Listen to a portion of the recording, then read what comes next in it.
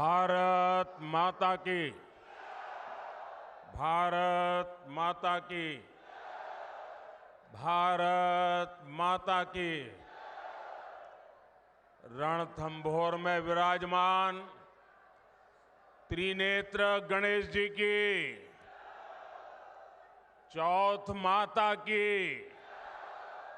पपलाज माता की, मीन भगवान की, देवनारायण भगवान की, देवधाम जोधपुरिया की, शिवाड़ ज्योतिर्लिंग महादेव की, डिग्गी कल्याण जी की। राम राम सा। आज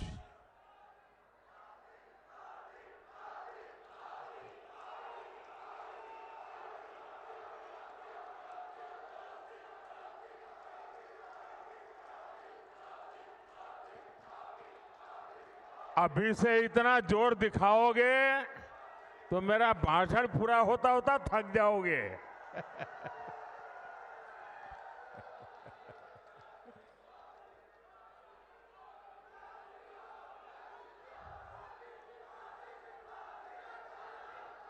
मैं माताओं बहनों को विशेष प्रणाम कर रहा हूं, वो आज और जुस्से में दिख रही है।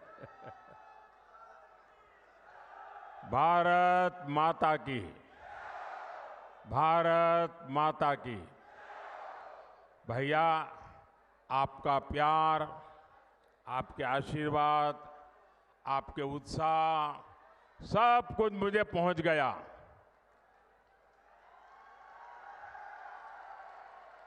अब मैं अपनी बात पहुंचाऊं। आज राम भक्त हनुमान जी की जयंती का पवित्र दिन है। पूरे देश को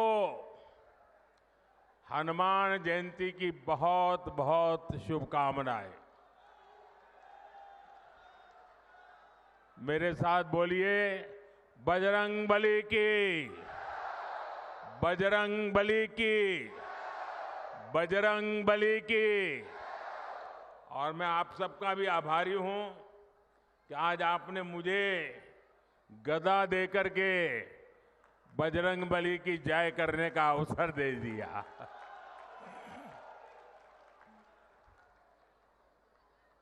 महावीर, वीरों के वीर बजरंग बली की जयंती पर मेरा सौभाग्य है कि मुझे शूरवीरों की धरती सवाई माधोपुर आने का मौका मिला है।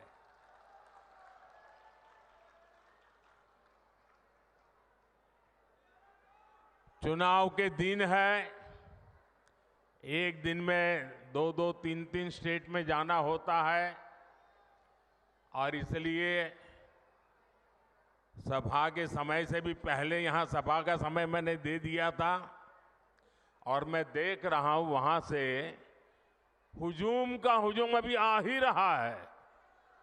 पूरा जुलूस वहां से आ रहा है।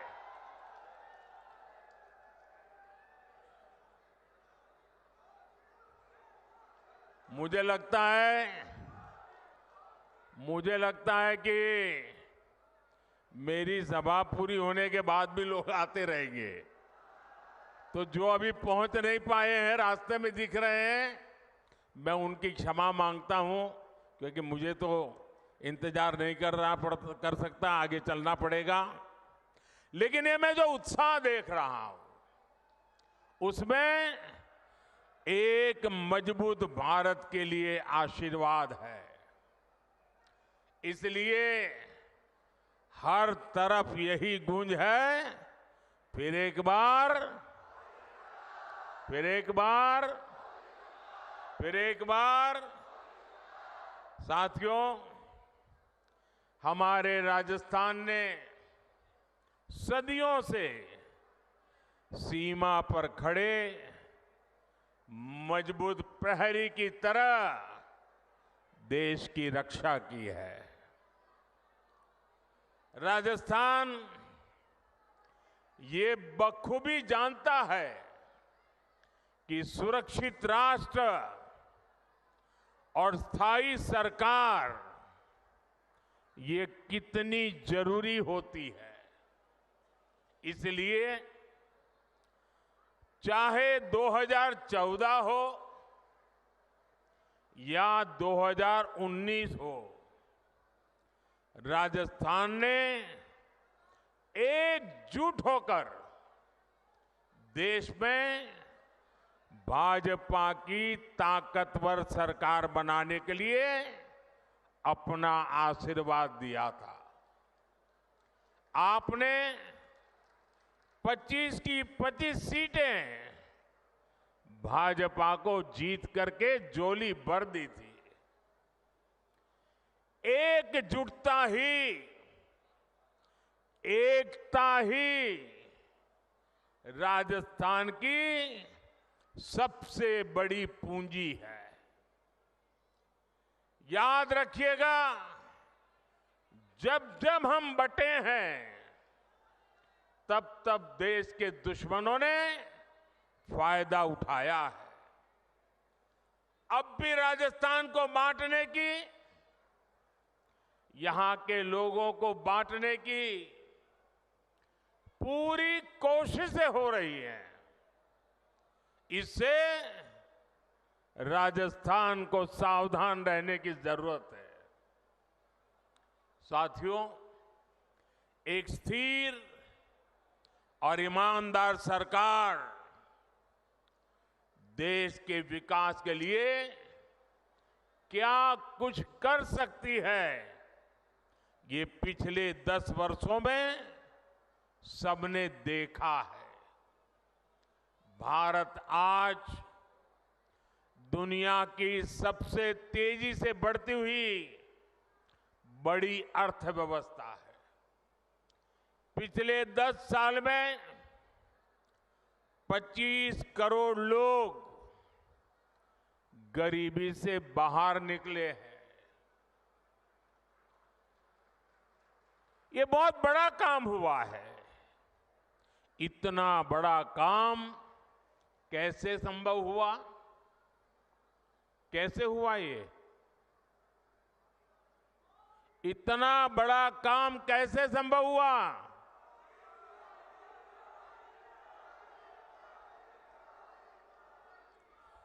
देश को सबसे मजबूत स्थिति में किसने पहुंचाया? किसने पहुंचाया? माताएं बहनें बताएं, किसने पहुंचाया? ये आपकी उदारता है, आपका प्रेम है, आपके आशीर्वाद है कि आप सारी क्रेडिट मोदी को दे रहे हैं। लेकिन सच्चाई ये है कि ये जो कुछ भी हुआ है ना, वो आपके एक वोट की ताकत के कारण हुआ है, आपके कारण हुआ है। जो 25 करोड़ लोग गरीबी से बाहर निकले हैं ना, वो जो पुण्य है, उस पुण्य के हकदार आप हैं। जिस गरीब को पक्का घर मिला है, उसका जो पुण्य है, उस पुण्य के हकदार आप हैं। जिस गरीब को मुफ्त राशन मिला है, जिस गरीब का चूल्हा जलता रहा है, उसके कारण जो पुण्य मिला है, वो पुण्य के हकदार आप हैं, आपका वोट है। साथियों, 2014 में आपने मोदी को दिल्ली में सेवा का अवसर दिया, तो देश ने वो फैसले लिए जिसकी किसी ने कल्पना भी नहीं की थी। लेकिन आप सोचिए, अगर कांग्रेस 2014 के बाद भी और आज भी अगर दिल्ली में कांग्रेस की सरकार होती, तो क्या क्या हुआ होता?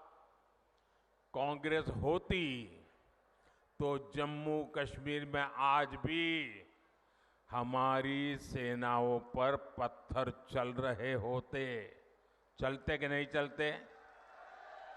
कांग्रेस होती तो सीमा पार से आकर दुश्मन आज भी हमारे जवानों के सिर काटकर ले जाते।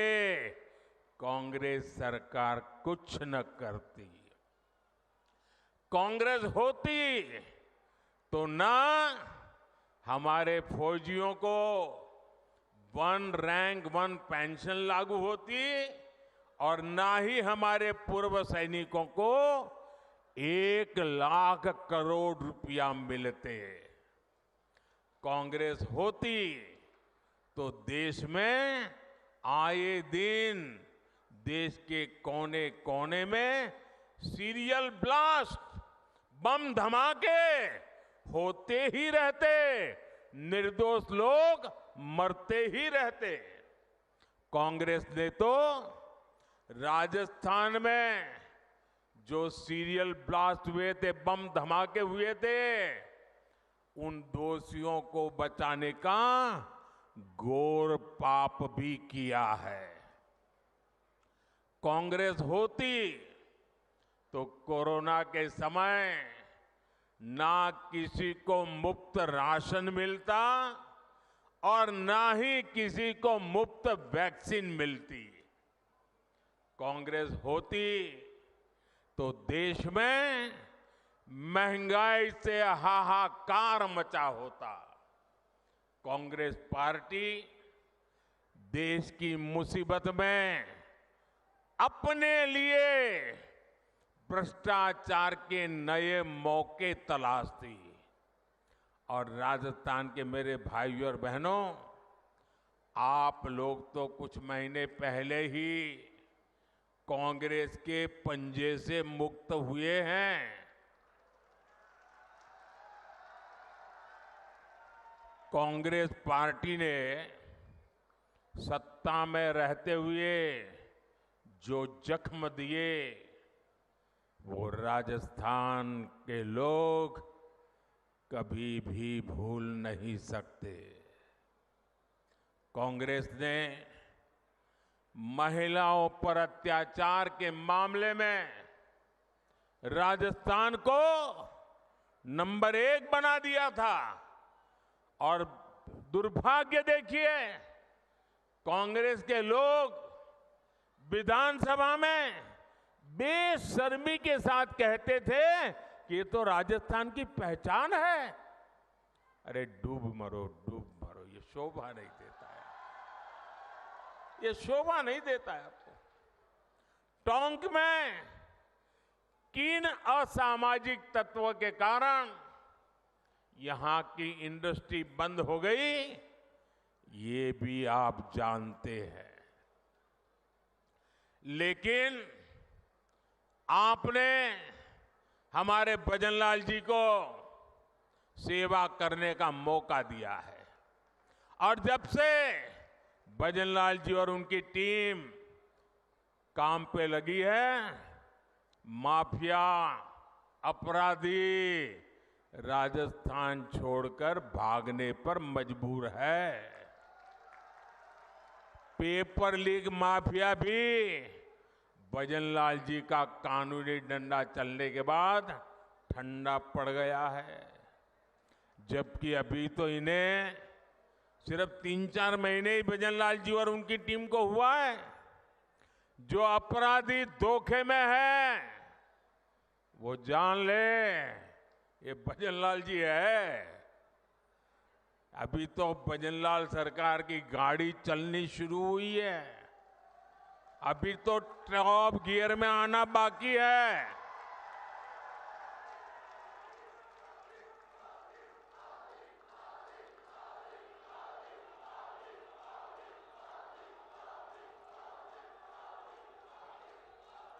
साथियों, आज हनुमान जयंती पर आपसे बात करते हुए मुझे कुछ दिन पहले की एक तस्वीर भी याद आ रही है। हो सकता है आप में से बहुतों तक ये खबर नहीं पहुंची होगी। मीडिया का काम था ये बात पहुंचाए, लेकिन नहीं पहुंचाई होगी। वो तस्वीर है कांग्रेस के शासन वाले कर्नाटका की। कुछ दिन पहले वहां एक छोटा दुकानदार, उसको सिर्फ इसलिए बुरी तरह से पीटा गया, लहूलुहान कर दिया गया, क्योंकि वो अपनी दुकान में बैठे बैठे हनुमान चालीसा सुन रहा था। ये कांग्रेस की कर्नाटका की सरकार का काम देखिए। अपनी छोटी सी दुकान में एक गरीब आदमी भक्ति भाव से प्रभु हनुमान जी का स्मरण करते हुए हनुमान चालीसा सुन रहा था, उसको लहूलुहान कर दिया गया। आप कल्पना कर सकते हैं, कांग्रेस के राज में हनुमान चालीसा सुनना भी गुनाह हो जाता है। कांग्रेस के राज में अपनी आस्था का पालन करना भी मुश्किल हो जाता है, और राजस्थान तो खुद इसका भुक्तभोगी रहा है। अब सीधी सीधी बात है, जब उनके पार्टी, उनके सारे नेता प्रभु राम का मंदिर बने, प्रभु राम का प्राण प्रतिष्ठा का अवसर हो, मंदिर के लोग जाके रूबरू में आने के लिए निमंत्रण दे, सम्मान पूर्वक निमंत्रण दे, और पब्लिकली उस निमंत्रण को ठुकरा दिया जाए, तो उनके चेले चपाटे भी हनुमान चालीसा करने वालों को पीटेंगे कि नहीं पीटेंगे भाइयों?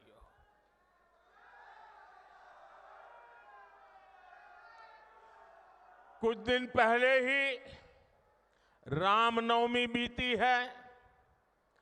कांग्रेस के जाने के बाद पहली बार शांति से शोभा यात्रा निकली है पूरे राजस्थान में, वरना पहले और चुनाव की आपाधापी गर्मी होने के बावजूद भी कांग्रेस ने तो, और हमारे यहां तो सूरज की पहली किरण का स्वागत भी राम राम सा से होता है। राम राम सा, कोई किसी को मिले तो पहले मुंह से निकलता है राम राम सा।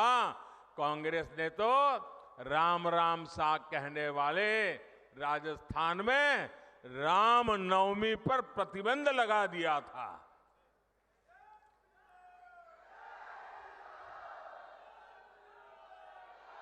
और हमारे किरोड़ी लाल ऐसे हर मुद्दे पर लड़ाई लड़ते थे। कांग्रेस ने शोभा यात्रा पर पत्थरबाजी करने वालों को सरकारी संरक्षण दिया था। इसी कांग्रेस पार्टी ने तुष्टीकरण के लिए मालपुरा, करौली, छबड़ा, टोंक, जोधपुर को दंगों की आग में झोंक दिया था। झोंक दिया था कि नहीं झोंक दिया था? झोंक दिया था कि नहीं झोंक दिया था? क्या ऐसे लोगों को माफ करोगे? अब भाजपा सरकार आने के बाद किसी की हिम्मत नहीं है कि आपकी आस्था पर सवाल उठा दे। अब आप चैन से हनुमान चालीसा भी गाएंगे और राम नवमी भी मनाएंगे, ये भाजपा की गारंटी है।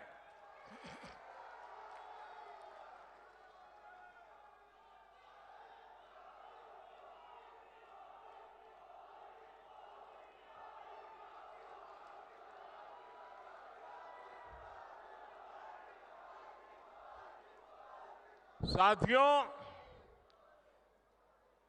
अभी परसों जब मैं राजस्थान आया था तो मेरा एक 1.5 मिनट का भाषण, 90 सेकंड का भाषण, और मैंने कुछ सत्य देश के सामने रखा, और पूरी कांग्रेस और इंडी गठबंधन में ऐसी भगदड़ मची है, ऐसी भगदड़ मची है। मैंने सत्य रखा देश के सामने। कांग्रेस आपकी संपत्ति छीनकर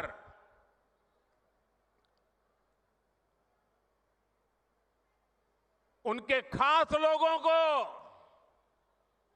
बांटने की गहरी साजिश रचकर बैठी है।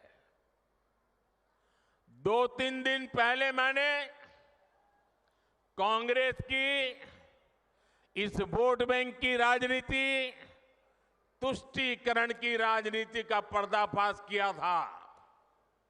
इससे कांग्रेस और उसको सिस्टम में उनको इतनी मिर्ची लगी है, इतनी मिर्ची लगी है कि वो हर तरफ गालियां देने में टूट पड़े। जो आए वो मोदी को गाली दे रहा है। मैं कांग्रेस से जानना चाहता हूं, आखिर कांग्रेस सच्चाई से इतना डरती क्यों है? कांग्रेस क्यों अपने नीतियों को ऐसे छिपाने में लगी है? जब आपने नीति बनाई है, निर्णय लिया है, तो अब जब मोदी जी ने खुल करके राज रख दिया, आपका हिडन एजेंडा बाहर आ गया, तो अब कांप रहे हो? अरे हिम्मत है तो स्वीकार करो, हम आपसे मुकाबला करने के लिए तैयार हैं।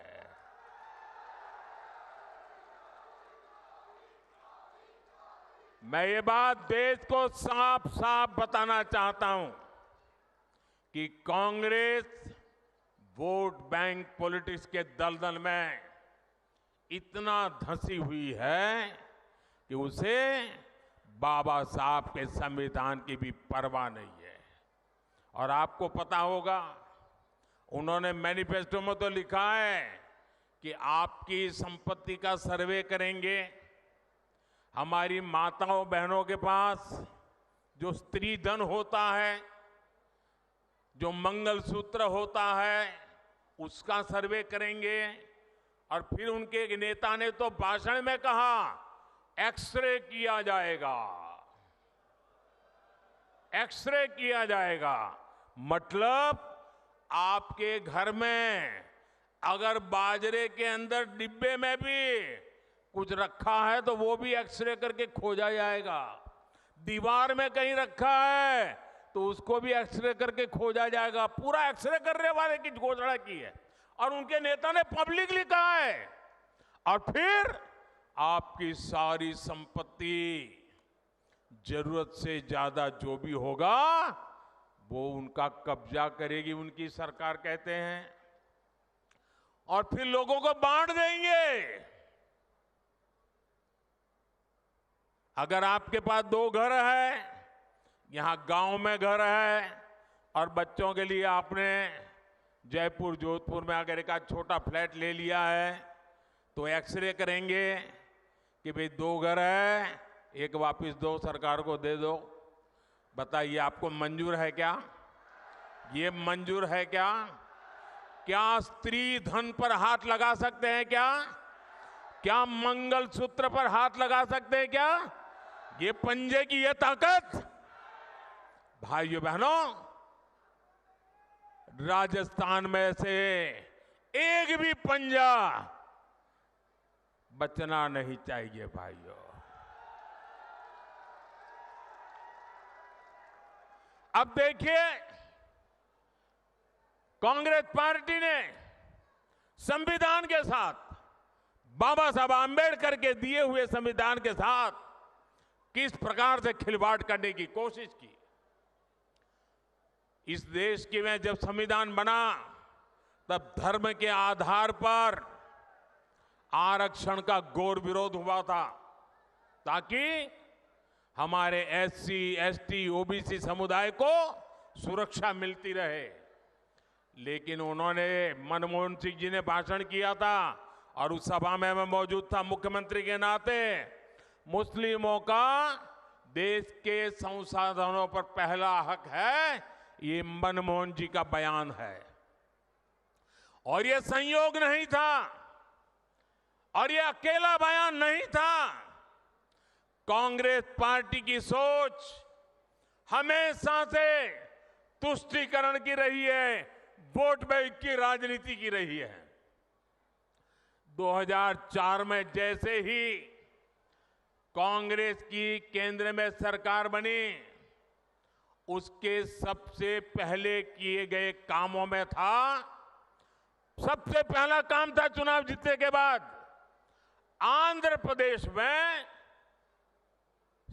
एससी, एसटी के रिजर्वेशन में से कमी करके मुसलमानों को रिजर्वेशन देने का प्रयास। ये एक पायलट प्रोजेक्ट था जिसे कांग्रेस पूरे देश में आजमाना चाहती थी। 2004 से 2010 के बीच कांग्रेस ने 4 बार आंध्र प्रदेश में मुस्लिम रिजर्वेशन लागू करने की कोशिश की, लेकिन कानूनी अड़चनों की वजह से, सुप्रीम कोर्ट की जागरूकता के कारण वो अपने मंसूबा जो लेके चले थे वो पूरे नहीं कर पाए। 2011 में कांग्रेस ने इसे देश में लागू करने की कोशिश की। एससी, एसटी को और ओबीसी को मिला हुआ अधिकार छीन करके वोट बैंक की राजनीति के लिए औरों को देने का खेल किया। कांग्रेस ने इतने प्रयास ये जानते बूझते किए कि ये सब संविधान की मूल भावना के खिलाफ था। लेकिन कांग्रेस ने संविधान की परवाह नहीं की, बाबा साहब आंबेडकर की परवाह नहीं की। जब कर्नाटका की बीजेपी सरकार ने, जब हमें मौका मिला तो हमने पहला काम किया, उन्होंने जो एससी, एसटी से छीन करके मुस्लिम कोटा निकाला था उसको हमने खत्म कर दिया और जिनका हक था उनका हित सुरक्षित रखा। तो कांग्रेस पूरे देश में आग बबूला हो गई। ये मोदी समझता क्या है? अरे मोदी संविधान को समझता है, मोदी संविधान को समर्पित है, मोदी बाबा साहब आंबेडकर की पूजा करने वाला व्यक्ति है। साथियों, सच्चाई ये है कि कांग्रेस और इंडिया अलायंस जब सत्ता में था तो ये लोग दलितों, पिछड़ों के आरक्षण में सेंधमारी करके वोट बैंक पॉलिटिक्स के लिए उनकी खास जमात को अलग से आरक्षण देना चाहते थे, जबकि संविधान इसके बिल्कुल खिलाफ है। आरक्षण का जो हक बाबा साहब ने दलित, पिछड़ों और आदिवासियों को दिया, कांग्रेस और इंडिया अलायंस वाले उसे मजहब के आधार पर मुसलमानों को देना चाहते थे। मैं कांग्रेस को पूछना चाहता हूं, क्या कांग्रेस ऐलान करेगी कि संविधान में दलितों, पिछड़ों के आरक्षण को, आदिवासियों के आरक्षण को कम करके वो इसे मुसलमानों को नहीं बांटेंगे? जरा वह देश की जनता को वादा करो। कांग्रेसी जहां भी आए, आपको मोहल्ले में आ जाए, आपके घर में मिलने आ जाए, जरा खड़े रख करके पूछो, कर्नाटका, आंध्र जैसे राज्यों में इन्होंने आरक्षण को मजहब के आधार पर बांटने का खेल क्यों शुरू किया था? साथियों, कांग्रेस की इन साजिशों के बीच मोदी आज आपको खुले मन से गारंटी दे रहा है। दलितों, पिछड़ों और आदिवासियों का आरक्षण न खत्म होगा, ये मोदी की गारंटी है। आरक्षण न खत्म होगा और न ही उसे धर्म के नाम पर बांटने दिया जाएगा, ये मोदी की गारंटी है। 2020 में आरक्षण की संवैधानिक समय सीमा खत्म हो रही थी और उस समय आपने मोदी को सेवा के लिए बिठाया हुआ था। ये मोदी है जिसने दलितों, आदिवासियों का आरक्षण और 10 साल के लिए बढ़ा दिया था।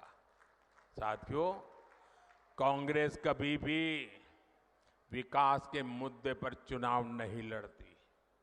कांग्रेस पार्टी ने इतने दशकों तक आपको पीने के साफ पानी जैसी जरूरत तक से वंचित रखा।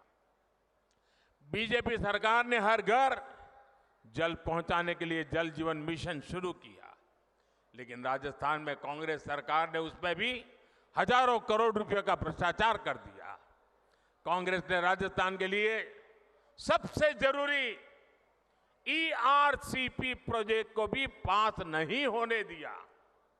ये भाजपा सरकार ने, हमारे भजन लाल जी की मेहनत ने 3 महीने के अंदर ही ERCP परियोजना को पास कर दिया।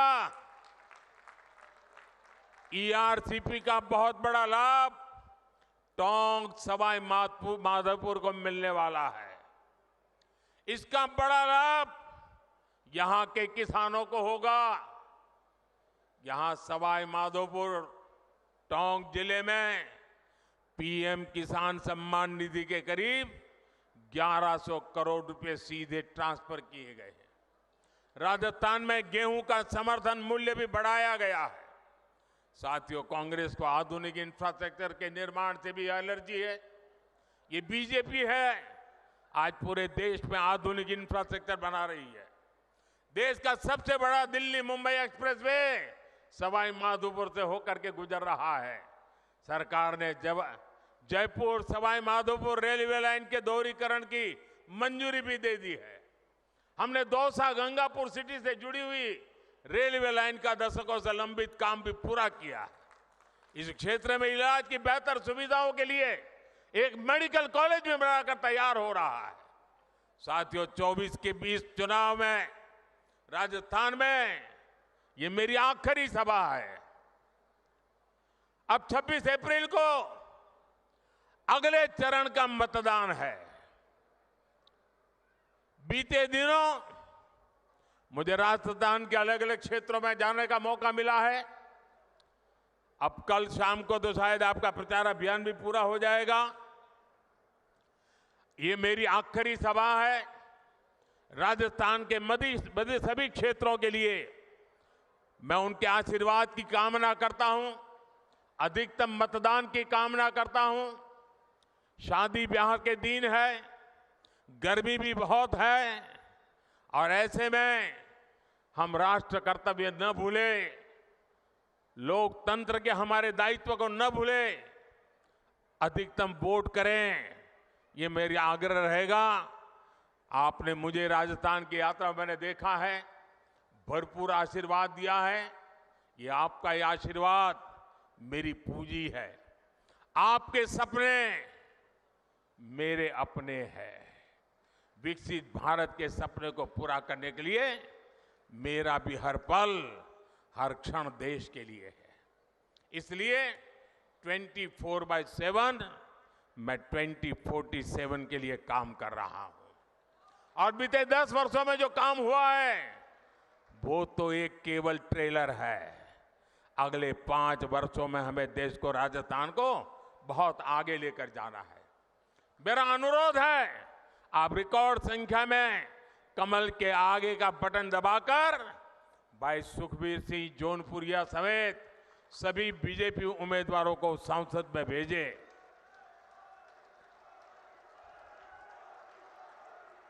और ये हमारे जौनपुरिया जी सामान्य इंसान नहीं है। मैं पार्लियामेंट में उनको कहता रहता था कि ये जौनपुरिया नहीं, ये तो जानपुरिया है। ये जान भर देते हैं, जहां भी पहुंचते हैं जान भर देते हैं। ऐसे हमारे जौनपुरिया जी को, और आपका एक एक वोट सीधा मोदी को जाने वाला है। और मोदी आपके पास वोट मांगने आया है। आपको एक और काम करना है, करोगे? करोगे? घर घर जाकर कहना, मोदी जी आए थे, हर परिवार के लोगों को मोदी जी ने प्रणाम भेजा है, मेरा प्रणाम पहुंचा दोगे? मेरे साथ बोलिए, भारत माता की, भारत माता की। जो लोग अभी भी आ रहे हैं, मैं पहले से उनकी क्षमा मांगता हूं। मुझे जल्दी जाना पड़ रहा है, इसलिए मैं उनका इंतजार कर रहा हूं। ऐसा संभव नहीं था, फिर भी ये प्यार कम नहीं है जी।